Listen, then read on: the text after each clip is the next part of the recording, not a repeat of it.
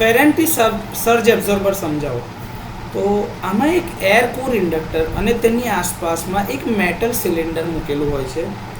આ જે air core inductor મૂકેલું છે એ આયન કોર ઇન્ડક્ટરની જેમ સેચ્યુરેટ થતું નથી. આ સિલિન્ડરને આપણે અર્થ કરેલું હોય છે. ઇન્ડક્ટર જે છે લાઇન અને સાધનની વચ્ચે જોડાયેલું હોય છે. આ સિલિન્ડર જે હોય છે એને ડિસિપેટર કહેવામાં આવે છે. જો અહીં આકૃતિમાં બતાવ્યા પ્રમાણે આ લાઇન છે અને આ વચ્ચે તમારું એર કોર ઇન્ડક્ટર છે. આ જે દેખાય છે આ પાર્ટ આખો તમારું મેટલ શીટવાળો જે છે સિલિન્ડર છે જેને બોડીને આપણે અર્થ કરેલી છે અને અહીંથી તમારું કનેક્શન એપરેટસ એટલે કે સાધન સુધી જતું હોય છે.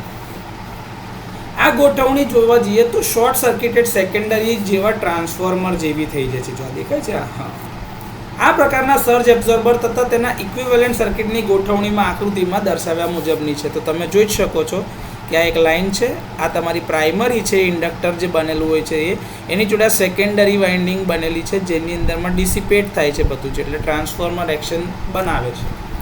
આ ગોઠવણીના કારણે ઇન્ડક્ટર ટ્રાન્સફોર્મરના પ્રાઇમરી તરીકે કામ કરે છે અને મેટલ સિલિન્ડર જે હોય છે શોર્ટ સર્કિટેડ સેકન્ડરી તરીકે કામ કરે છે. જો આ દેખાય છે આ જે તમારું એર કોર ઇન્ડક્ટર હતું એ તમારું પ્રાઇમરી બને છે અને આ જે તમારું મેટલ કોર જે હતું આ મેટલની શીટનું જે સિલિન્ડર એ તમારું સેકન્ડરી બને છે ટ્રાન્સફોર્મર.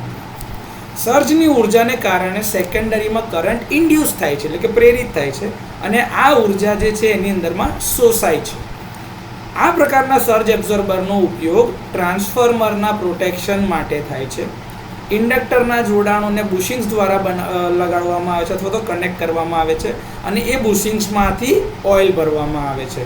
તો આ રીતે ફેરેન્ટી સર્જ એબ્ઝોર્બર કામ કરે છે.